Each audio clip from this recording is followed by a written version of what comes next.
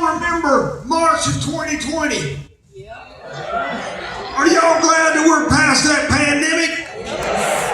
You know what? I was flying during that time. I fly to most days. I was out for about 8 days, and I didn't know, when you're ignorant, you don't know anything's happening. People started wearing masks on the plane, and I just thought they were doing some woodworking projects at home. I didn't know what was going on, and I got home, and my booking agent called and said, Tim, now don't take this personal. It's not you. Because we never get a cancellation, hardly ever one out of maybe 200 bookings. Something has to change. She said, but your dates are being canceled, but it's all of the artists. I said, for the next couple of weeks? She said, no, for like a year and a half, they're just all canceling. She said, I don't know what you're going to do, and I thought, you're telling me. I've been a goober all my life.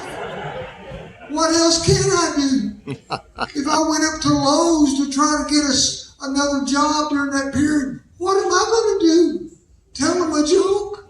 If they ask me, do you know anything about electricity? I'll tell them, it'll shock you. I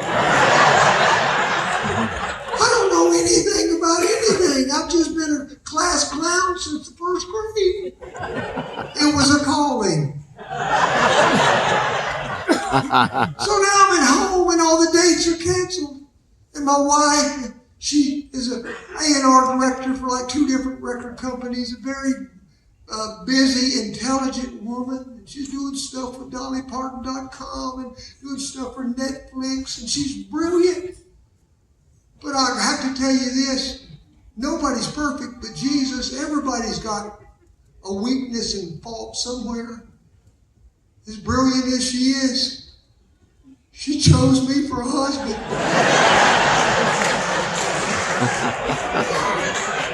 So my wife is doing work, and my daughter was in college at that time. She's now finished at Liberty, but everything was being done online.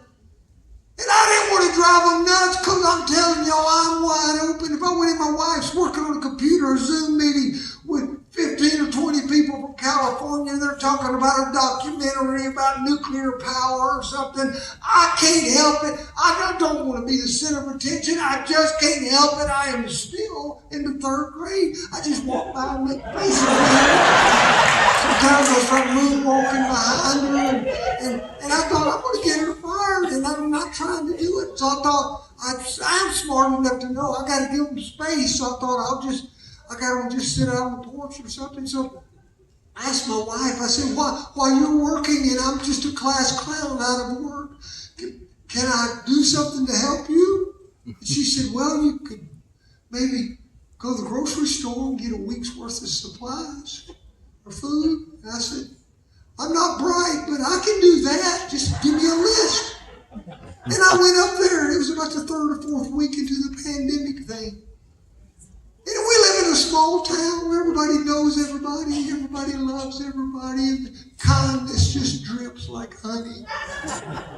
Until the pandemic had hit. I walked into our little Walmart, and people were fighting over food. I'd heard of hoarders, I'd never seen them before. People had 2 buggies piled up, people were buying, stockpiling more than they needed. Bread was gone, milk was gone, bananas was gone. And I looked, and there was one little thing of peanut butter up on the top shelf, and I have long arms. One! It was on my list, peanut butter.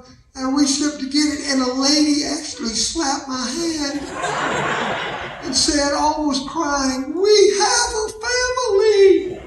And I thought, I wasn't born in a test tube.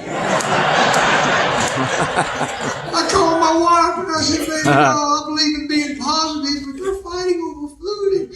And she said, it can't be that bad. She's a positive person. I said, baby, you don't know. I said, it can't get any worse. I hung up, and it got worse. The next thing on the list said, toilet paper and paper towels. Did you go down that aisle in the March of 2020? I saw a sweet little lady, probably 78, had a pastor in a headlock over 2-ply. I told my wife, I said, I can't do this. She said, well, we'll order online. from here on out. I said, okay. Now, I go back home and I'm thinking, they're on the computer. I don't have a job, but I don't want them to lose theirs. So I'll go out to the porch because I'm a happy person. And I love to write songs for other groups. I said I'll write songs and study and read books. And I'm out there and I'm happy because ignorance is free. I'm picking my guitar and I look up. We live in a house almost 15 years. First time I ever saw a skunk was March of 2020. I'm telling the truth. People say, who writes your comedy? I said, it's not comedy. It's just true life story. I'm telling you. I looked up, a skunk was coming towards me the size of a hot water heater. I'd never seen a skunk that big as she was. She had an attitude. You know, a skunk's not scared of a bear. They have the weapon of mass destruction. She was coming towards me, looking at me, just kind of, swaying a little bit. Looking at me like, what are you going to do about it, big boy? And I thought to myself, I'm going to social distance you. So I went in the house.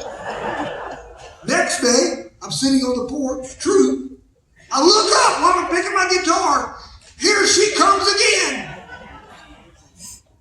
With not one, not two, but 3 teenagers that look like a full-size skunks. I call them quarantine teenagers. 4 skunks coming towards me.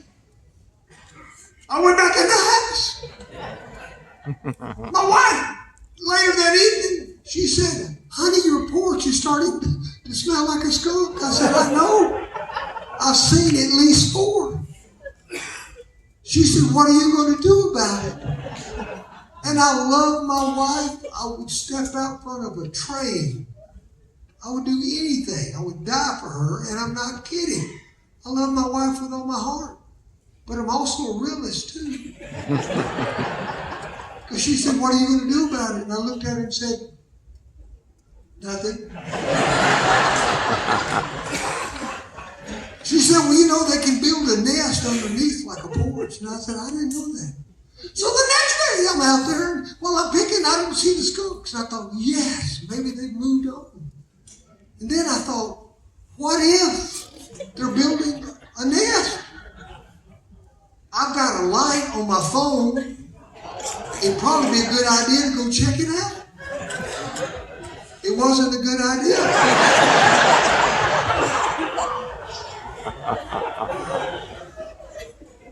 I crawled under.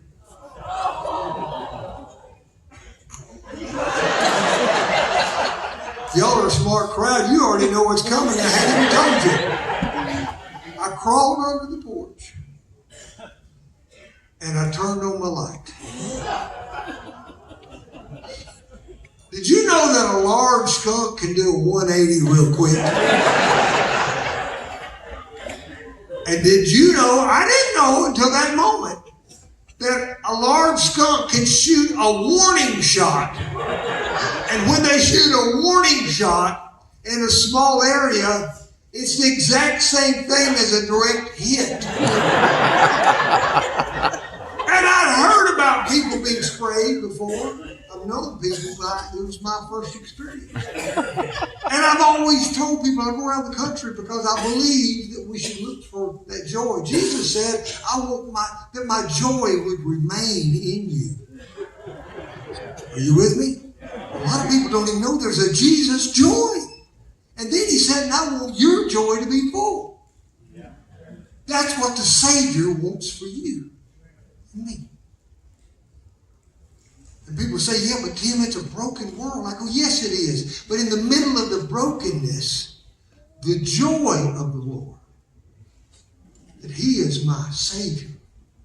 He's always with me. The joy of the Lord is my strength. He doesn't want us to lose our joy. So I came out from underneath the porch and I thought, I don't want to lose my joy, but I can't see anything. My throat was closing up. My eyes were burning. I was thinking, this is the day the Lord has made, but boy, that really stinks, man. I told everybody to look for joy in the middle of a hard time, and I can't even see anything right now. Without thinking, I sat down in my wife's favorite wicker chair. I sat down there and I got to thinking, what am I going to do? And I was looking for my joy. And after about 3 or 4 minutes, I had an idea coming to me. I started feeling joy. And I thought, wait a minute.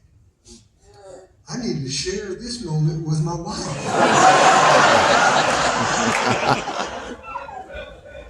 I got up, knocked on the door. You know, women have really good noses. They have good smellers. Exceptional. Much better than men. My wife didn't open the door that much. I'm knocking on it. She went up there and she just went, "You've been sprayed!" And we have glass next to the door, and I'm talking to her like we're on a prison visitation. And I said, it wasn't a direct hit, but it's the same thing. She said, "I can almost smell you through the wall." And I said, "You ought to step out on the porch and get a whiff of Jim. It's awful." She said, "Why are you smiling?" I said, "Because I'm happy." And I know she was thinking, "You are weird," but she didn't say it. She knows me. She's like, "Why are you so happy that you were sprayed?" I said, "Because I know what I'm going to do." She said, "What?" I said, "Make me a long shopping list for Walmart. I'm going shopping. I'm going shopping." I went up down the aisles and got bread, peanut butter, banana. They were running from me. He'd been sprayed. I became a hoarder on that day. I got enough toilet paper and paper towels for 6 months. How many of y'all believe God's people should be happy?